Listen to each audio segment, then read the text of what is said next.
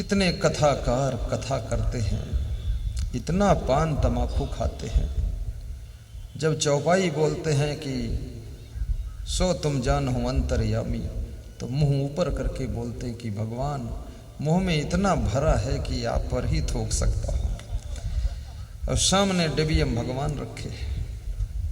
अब ये कौन तरीका है? ये सामने बैठी हुई पब्लिक आपसे क्या सीखेगी? और कितने प्रवचनकार लोग प्रवचन तो सुनाते हैं, पीछे आड़ में जाकर सिगरेट पीते हैं। कोई नशा व्यसन की आदत ना हो, चरित्र चमकता हुआ हीरा की तरह होना चाहिए, कहीं लसड़ फसड़ का बवाल नहीं होना चाहिए। जीवन महान बने, क्योंकि लोग प्रवचन से उसके ही सीख पाते हैं जिसका आचरण भी ठीक होता है। ज्ञान किसको नहीं है? ये महिलाओं को भी बहुत ज्ञान है, आपको भी ज्ञान, सबको ज्ञान है, लेकिन ज्ञान जब आचरण में उतर जाए वही ज्ञान तुम्हारा ज्ञान है। नहीं तो ज्ञान की वजन गठरी लादना ही है। जैसे यथा खरस चंदन भारवाही, गधे की पीठ पर काजू किशमिश लाद दो, लेकिन उसको शाम को खाने को घास भूसा ही मिलता है। ऐसे तुम ये ज्ञान की गठरी लादे हो और ये बुराइयों की घास ही चर रहे हो, तो ये गधापन नहीं और है क्या? गधे की पीठ पर चंदन का बोझा लाद कर चलते हैं, लेकिन चंदन घिसकर क्या कभी गधे के लगाया जाता है? रीढ़ टूट गए, चंदन ढोत ढोत, अब खाए को भूसा ही मिला, गधे का सब। तो मैं तो आपसे निवेदन यही करता हूं, गारंटी के साथ जीवन में दुख रह ही नहीं सकता है। सहनशीलता को भी बढ़ाओ, गम खाना भी सीखो। तो मैं आपको एक श्लोक पद्म पुराण का सुना रहा था, बड़ा प्यारा श्लोक है। वो क्या है श्लोक? पर दुखेन यो दुखी सुखो यस परश्रियः संसारे यस्मिन् सह विज्ञेयः साक्षात् देव हरीश। जो दूसरे के दुख में द्रवित हो जाता है और जो दूसरे के सुख में प्रसन्न होता है, ये बहुत कठिन काम है। दूसरों को दुखी देखकर पिघल जाना ये भी बहुत कठिन है, क्योंकि हृदय बड़ा कठोर है। और दूसरों को सुखी देखकर खुश होना ये बहुत कठिन है। दूसरों का सम्मान सह पाना भी बहुत कठिन है। कितने लोग दूसरों का सम्मान होने लगे तो उठ उठ कर चल देते हैं, कहते हैं देखे देखा नहीं जाता मेरे से। क्यों नहीं देखा जाता है? अगर नहीं देखा जाता है तो उसी जैसा अच्छा काम तुम भी करो, तुम्हारा भी सम्मान हो जाएगा। और कितने लोग किसी का उठता हुआ मकान देखकर सह नहीं पाते, ईर्ष्या। और ये गांव गांव में ईर्ष्या, घर घर में ईर्ष्या, फैमिली में ईर्ष्या। और ईर्ष्या तुम उन्हीं, कभी टाटा बिड़ला से तुमने ईर्ष्या नहीं किया, रिलायंस मुकेश अंबानी से ईर्ष्या नहीं किया। तुम ईर्ष्या भी करते हो तो किससे करते हो? या तो अपने भतीजे से करते हो, या चाचा से करते हो, या पड़ोसी से करते हो, या कोई अपने रिश्तेदार से करते हो, पहचान वाले से तुम ईर्ष्या करते हो। याद रखना, ईर्ष्या वह आग है जो तुम्हारे सुख को, शांति को खाम खा जलाकर भस्म कर देती है।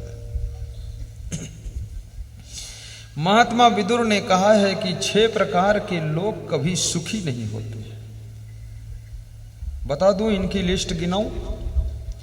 ईर्षु घृणी न संतुष्टा, क्रोधनो नित्य संकिता, पर भाग्योपजीवी च खड़े थे नित्य दुखिता। एक वह लोग जो दूसरों से ईर्ष्या करते हैं, वे कभी सुखी नहीं हो सकते। किसी महिला को अच्छी साड़ी देख करके दूसरी महिला की खोपड़ी पर सांप रेंग जाए तो समझ लो उसको अरे तेरे को दूसरे की साड़ी से क्या मतलब, अपनी साड़ी देख। और साड़ी वाड़ी में तो कुछ है भी नहीं। साड़ी कौन किसकी देखता है? खुद की साड़ी तो देखने, अरे टांग देखने का टाइम नहीं, तुम साड़ी लिए घूमो। भोजन देखे के टाइम नहीं, भोजन है का, ऐसे सड़म गलम उठा के पी लेते लोग, जल्दी भागो। कोई सुंदर कपड़े पहन कर आए, धन्यवाद दीजिए, नफरत मत कीजिए, ईर्ष्या मत कीजिए। कोई अच्छी गाड़ी में बैठ कर आए, धन्यवाद दो कि वाह मेरे पास नहीं है गाड़ी लेकिन आपके पास है, यही अच्छा है। एक आदमी सुबह सुबह गाड़ी साफ कर रहा था, तो पड़ोसी अपने घर से निकला, बोला गाड़ी कब लाए भगवान? बोले लाया नहीं हूं, मेरे भाई ने मुझको दे दिया है चलने के लिए। बोले फ्री दिया, कुछ लिया? बोले नहीं, फ्री दे दिया, भाई है मेरा। तो पड़ोसी बोला धन्य है तेरा भाई और दुष्ट है मेरा भाई। मेरे भाई ने तो मुझे साइकिल भी नहीं दिया और तेरे भाई ने तुझे 4 व्हीलर गाड़ी दिया है। क्या है, तेरा भाई तो राम है, मेरा भाई तो रावण है, लात मार कर निकालने वाला। और अपने भाई को कुछ बोला तो एक स्त्री तीसरे घर से निकल कर आई, उसने कहा इस तरह सोच करके मन को दुखी क्यों करते हो? अरे अंकल जी ऐसे मत सोचो, ऐसे सोचो काश मैं भी ऐसी भाई बन जाती कि अपने भाई को गाड़ी दान में दे देती तो अच्छा था। ये मत सोचो मेरा भाई मुझको देता, ये सोचो मैं अपने भाई को देती तो कितना अच्छा होता, ऐसा सोचो। इसलिए कहते हैं सोचने का नजरिया भी मनुष्य को दुखी सुखी करता है।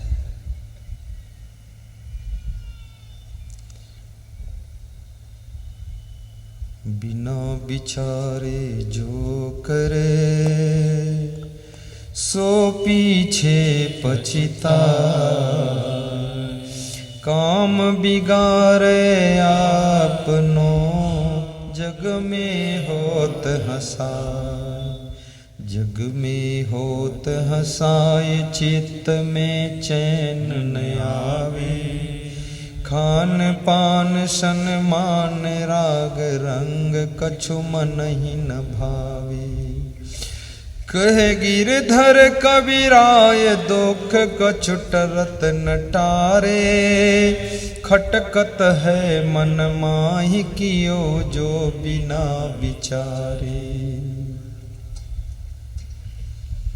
भगवान श्री राम ने जब रावण को मारा और रावण धराशायी हुआ तो राम ने लक्ष्मण से कहा अंतिम समय में रावण से कुछ शिक्षा ले। तो लक्ष्मण ने कहा इस दुष्ट से क्या शिक्षा लेंगे? तो राम ने कहा लक्ष्मण दुष्ट जरूर है, जैसे मूंज में से सीख खींच ली जाती है, धान में से चावल निकालकर खीर बनाकर खा ली जाती है, ऐसे दुष्ट से भी कुछ अच्छी बात सीख लेनी चाहिए। चलो इसके पास। तो वहां जाकर जब खड़े हुए रावण ने आंख खोलकर देखा, कहा धन्य हो प्रभु, आप मुझको मार नहीं सकते थे। बोले क्यों? बोले आपका भाई आपके साथ में है लक्ष्मण, और मेरा भाई विभीषण भी आपके साथ में है। मैं कितना अभागा हूं, मैं मेरे भाई को भी अपने साथ नहीं रख पाया। तुम कितने सौभाग्यशाली हो कि तुमने अपना भाई भी अपने साथ रखा और मेरे विभीषण को भी अपना भाई बनाकर रख लिया, और हनुमान जी बंदर को भी भाई बनाकर रख लिया। जिसमें भाई बनाने की कला है वही जीत हासिल कर सकता है, और जो भाई को भी पराया बना दे वही हार सकता है। जब भगवान श्री राम अयोध्या वापस लौट कर गए, अवधवासियों ने कहा कि आपने रावण को मारा है। तो राम ने कहा कि मैंने रावण को नहीं मारा है, रावण के मैंने रावण को मारा है। अर्थ समझना, राम कहते हैं कि मैंने रावण को नहीं मारा है, रावण के मैंने रावण को मारा है। मैं रावण को नहीं मारा हूं, रावण का जो मैं था अहंकार, उसने रावण को मारा है। और मैना जो मैना कहती है वो पिंजड़े में पाली जाती है। गा दूं? राधे श्याम रामायण है, गा सकता हूं? फ्री में गाऊं कि कुछ ले लूं? फ्री में गा देता हूं, क्योंकि आपने मुझे ऐसी चीज दिया है जो बाजार में भी नहीं मिल सकती। वो क्या है? आपने मुझे अपना प्रेम दिया है। आदमी पैसे कहीं दे सकता है, सामान दे सकता है, लेकिन दिल का प्रेम नहीं देता है। ये हजारों हजारों लोगों का मुझे प्रेम मिला, ये बहुत बड़ी कीमत मिली हुई है।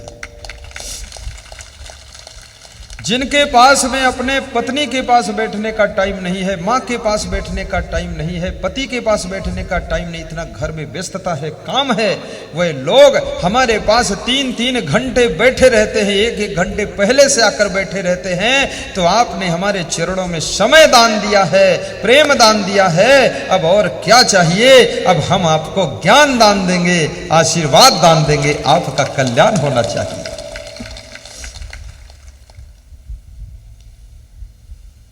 महिलाओं की तरफ से जब ताली बजती तो लगता है जानदार ताली है, और पुरुषों की तरफ से जब बजती है तो ऐसा लगता है कि मुर्दे बैठे हुए हैं। ऐसे पुरुष वास्तव में बड़ा कमजोर होता है। माताएं बहनें जो काम करती मन लगा कर करती है। अब देखो, मैं इनको देख रहा हूं, इनका चित्त इधर उधर कहीं नहीं जाता है। अब कोई पुरुष को देखे तो कोई गला खजवावत, कोई मोबाइल देखत है, और कोई पीछे देखत है, कोई गीत। ये तो घर को भूल जाती है। भक्ति में डूब जाओ, घर तो जाओगे ही, घर पहुंचोगे ही। पर आज जिस सत्संग में आए हो, इसमें इतना ओत प्रोत हो जाइए, जिसका धन लोगों को जीने की कला सिखा दे, जिसके पैसे से सत्संग समागम हो और घर घर का कलह कलेश मिटा दे और टेंशन को दूर कर दे और गुरु के चरणों में प्रेम भरपूर कर दे, उसका पैसा कमाना और खर्च करना दोनों सार्थक होता है। धन्य हो श्रीमती ब्रजरानी देवी, खुश रहना, तुम महान हो बेटी। तुम्हारे पति जी भी महान हैं। जिनके पति दारू पीते वो क्या करें बताओ, और मानते भी नहीं है। 200 रुपये के रोज दारू खुद पियते हैं और 1000 रुपये दूसरे को पियावत है, और दारू पी कर इंग्लिश में बोलते आवत है, इंग्लिश बियर पियत है, फिर अंग्रेजी में बोलत रो रो रो रो। अपनी पत्नी को कहते माता राम दरवाजा खोड़ो। तो उनकी पत्नी कहा था हम पत्नी राम है कि माता राम, बोले कुछ दिखता ही नहीं है, सब पत्नी राम माता राम। वो स्त्रियां क्या करें। तुम्हारा पति कम से कम गुरुदेव को बुलाकर, संतों को बुलाकर सत्संग कथा कराकर, यहां पर आज मैं देखता हूं करीब करीब 4-5 हजार लोग बैठे हैं, खड़े भी हैं 1000 लोग उधर। और ऐसे ऐसे लोगों को दर्शन दिलाया है तुमने जिन्होंने कभी हमको देखा ही नहीं था। अभी यहाँ प्रणाम करने कुछ माताएं बहनें आई तो कह रही थी उम्मीद नहीं रहे कि जिंदगी में कभी आपको देखेंगे हम, टीवी में देख ली रहे फोटो, बस खुश हो जाए रहे। लेकिन जब लिखा आया टीवी में कि माल में आप आ रहे हैं तो दिल इतना खुश हो गया कि अब नजदीक आ रहे हैं। बोले जब टीवी में पढ़ते थे तो प्रदेश प्रदेश का लिखा ही है, कोई प्रोग्राम ही नहीं, लखनऊ क्या। और वास्तव में उत्तर प्रदेश में अभी 2-3 साल से कार्यक्रम शुरू किया। पूरा अदर स्टेट में हम करते थे, विदेश में करते हैं, लेकिन मुझे लगता है कि उत्तर प्रदेश की चेतना भी जाग चुकी है और यूपी के लोग भी अब हमको छोड़ेंगे नहीं, मजबूती से पकड़कर सत्संग कराएंगे और बुलाएंगे। ये यूपी कम नहीं है, ये उत्तर प्रदेश वह धरती है जहां राम भगवान ने अयोध्या में जन्म लिया था, जहां कृष्ण भगवान ने मथुरा में अवतार लिया था, जहां कबीर साहब ने काशी में अवतार लिया था, जहां तुलसीदास ने बांदा जिले में अवतार लिया था। ये वह धरती है जहां पर बड़े बड़े महान पुरुषों का जन्म अवतार हो चुका है। उन्हीं ऋषि मुनियों की संतान तुम हो, तो तुम भी संतों को बुलाकर सत्संग कराना जी। आपका घर मंगल भवन बने, घर छोटा हो या बड़ा हो, पर घर को साफ सुथरा रखना, सामान की सेटिंग सही करना।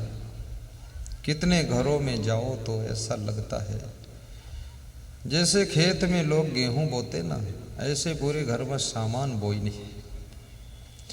अंधेरे में निकलो तो कहीं गड़सम पाँव फंस जाए, कहीं हसीम कट जाए, तसलम गिर जाओ, बाल्टी में गिर पड़ो, कोई सामान सही रखने वाला नहीं।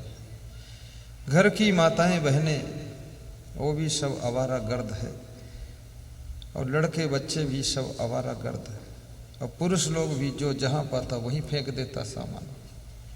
यथा स्थान सामान रखो। एक बार देव सरोवर के पास में देव ऋषि नारद और देवराज इंद्र का जाना होता है। ये प्रसंग मैं आपको महाभारत का सुना रहा हूं। वहां वे देखते हैं उस सरोवर के किनारे एक विमान उतर रहा है। विमान को देखा और फिर विमान जब उतर गया तो उसमें से एक बड़ी सुंदर आभा प्रकट होती है, और सरोवर के तट पर वो आभा बड़ी शांति से बैठती है। देव ऋषि नारद से इंद्र कहते हैं जाओ पूछो ये कौन है। तो जाकर पूछा तुम कौन हो। तो साभा ने कहा मेरा नाम रंभा है, मेरा नाम लक्ष्मी है। मैं जिसके घर में निवास करती हूं उसके घर में गरीबी नहीं रहती है, शांति रहती है, सुख रहता है। तो नारद जी ने पूछा है लक्ष्मी जी तुम किसके घर में निवास करती हो और कहां से आई हो, कहां जा रही हो, कहां रहती थी, अब कहां रहोगी, इस सरोवर के तट पर क्यों आई हो। तो लक्ष्मी ने कहा, रंभा ने कहा कि मैं दैत्यों के घर में भी रहती थी, लेकिन वहां से मैं रूठ कर चली आई हूं। तो क्यों रूठ गई।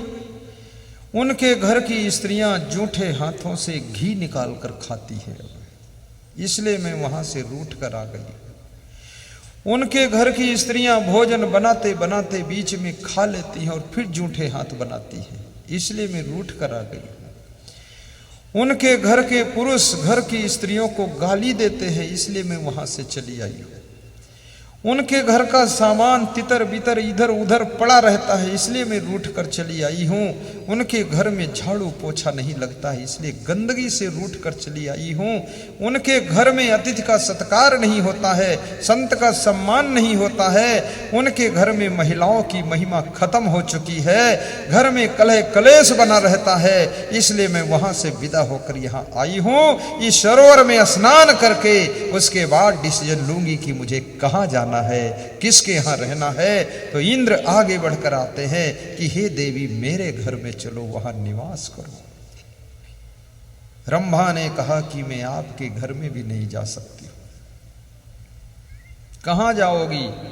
जिसके घर में खूब सफाई शुद्धता होगी, जिसके घर में मीठी बातें होती होंगी, जिसके घर में सत्संग की आवाज गूंजती होगी, जिसके घर में भजन कीर्तन होते होंगे, जिसके घर में सामान यथास्थान सफाई शुद्धता से सेट होगा, जिसके घर के लोग आपस में प्रेम रखते होंगे, और जिस घर में अतिथि का सत्कार होता होगा, मेहमान का सम्मान होता होगा, बूढ़ों का आदर होगा, माता पिता का आदर होगा, जिस घर में सास ससुर का सम्मान होगा, जिस घर की महिलाओं को प्रसन्नता प्राप्त होती है, जिस घर की महिलाएं साफ सुथरा रहती हैं, जिस घर में सत्संग का वातावरण होगा, उस घर में हम जाकर निवास करेंगी और वहां पर हमेशा धन संपत्ति और शांति बनी रहेगी। याद रखना, लक्ष्मी को बुलाना है तो अपने घर की सफाई शुद्धता और प्रेम रखना पड़ेगा, तभी लक्ष्मी आपके घर में आकर निवास करेगी। ये महाभारत के पर्व का प्रसंग आपको सुनाया हूं। कितने लोग लक्ष्मी पूजा भी करते हैं, जितने रुपया घर में वही सब निकाल के धरते फिर उसकी पूजा करते। कितने बैठा लोग, अरे नोट तो की पूजा करे कि नहीं, उल्टा काम करते हैं। लक्ष्मी है क्या उसको समझते नहीं, वही रुपया निकाल के धरे वो मैं पता नहीं ते लोग बंधन का लगावत, हम तो देखन नहीं कि वो पूजा करते बड़ा ढोंगी संसार है लक्ष्मी जी की पूजा। अरे जीती जागती लक्ष्मी तो तुम्हारे घर की माताएं बहनें हैं, तुम्हारी माँ है, तुम्हारी धर्म पत्नी है, तुम्हारी बहन है, तुम्हारी देवरानी जेठानी, ये सब लक्ष्मी का रूप है। जिसके घर की स्त्रियां सुबह से लेकर शाम तक मुस्कुराती रहती है, खुश रहती है और दौड़ दौड़ कर काम करती है, तो समझ लेना उस घर में लक्ष्मी भी दौड़ कर आती है और वहां कभी कंगाली रह ही नहीं सकती। और जिसके घर की स्त्रियां सुबह से रोने के लिए बैठ जाती, ऊहू हा हा, उसके उसके घर से लक्ष्मी बहुत दूर भागती है कि यहां तो रोना धोना पहले चालू। सहनशीलता भी रखो, छोटी छोटी बात में रोया न करो, रिसाया न करो, गुस्साया न करो, लोगों को समझाया करो और गम खाया करो और दूसरों को खिलाने के बाद खुद खाया करो, तो देखो घर में लक्ष्मी भी बरसेगी और शांति भी बरसेगी।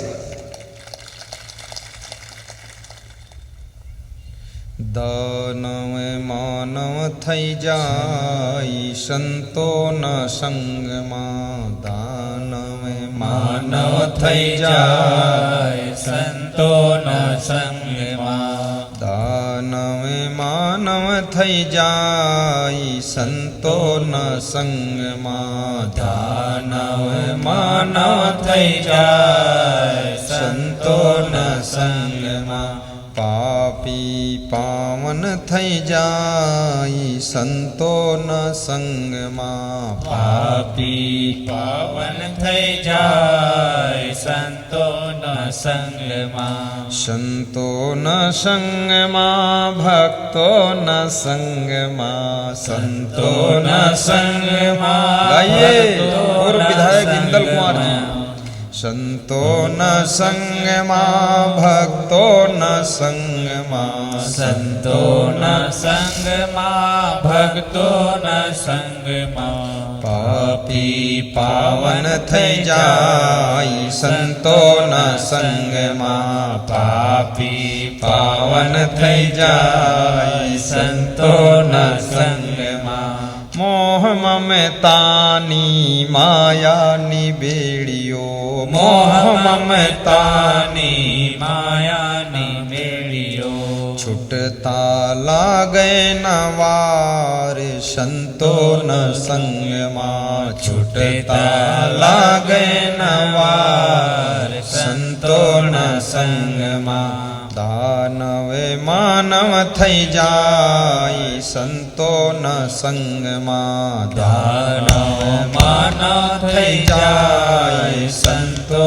न संगमा, पापी पावन थई जाई संतो न संगमा, पापी पावन थई जाय संतो न संगमा, माणे के दास कहे सतसंग थाय तो, माणे के दास कहे सतसंग थाय तो, काया कंचन थई जाई संतो न संगमा, काया कंचन थई जाई संतो न संगमा, दानव मानव थई जाई संतो न संगमा, दानव मानव थई जाय संतो न संगमा।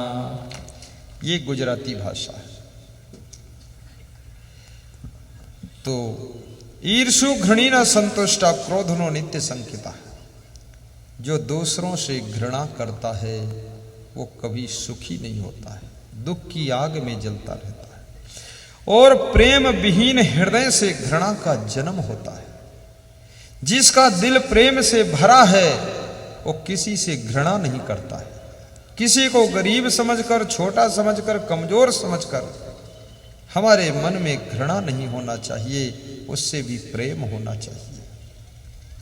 पशु पक्षियों से भी प्रेम कीजिए और पशु पक्षियों पर भी दया कीजिए।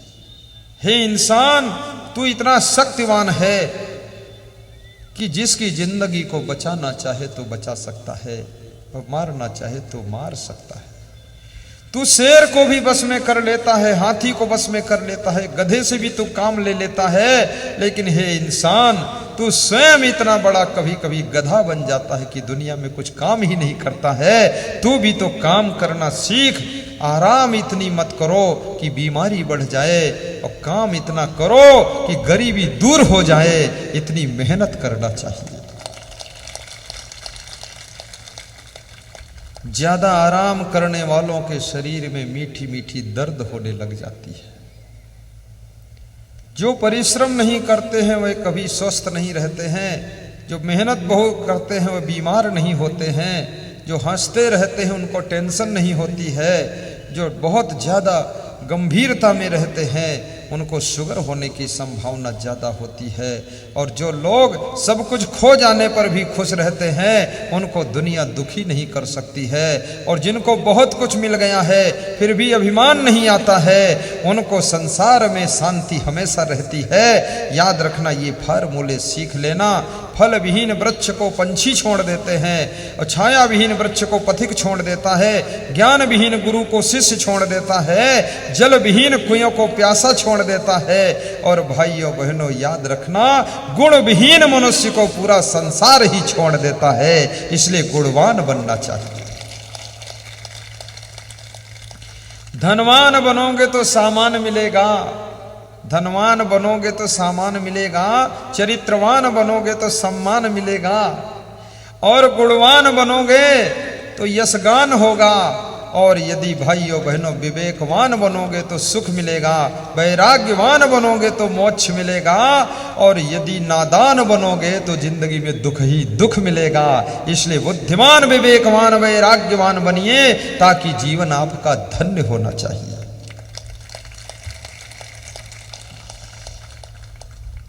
ईर्षु घृणी न संतुष्ट, जिसके पास संतोष नहीं है वो भी सदैव दुखी रहता है। क्रोधनो, जिसको बहुत क्रोध आता है, गुस्सा बहुत आती है, सहन शक्ति बिल्कुल नहीं है, वो हमेशा दुख में डूबा रहता है। गम खाना सीखो, बहुत जल्दी नाराज मत हुआ करो। नाराज होने वाले को किसी का सहयोग नहीं मिलता है, और खुश रहने वाले को अपरिचित का भी सहयोग मिल जाता है। गुस्सा करने वाले को अपने लोग भी छोड़ देने के लिए तैयार हो जाते हैं, और क्रोध करने वाले से खास लोग भी दूर चले जाते हैं। और याद रखना, गम खाने वाले को लोग अपने हृदय में बसा लेते हैं। इसलिए गम खाना सीखो।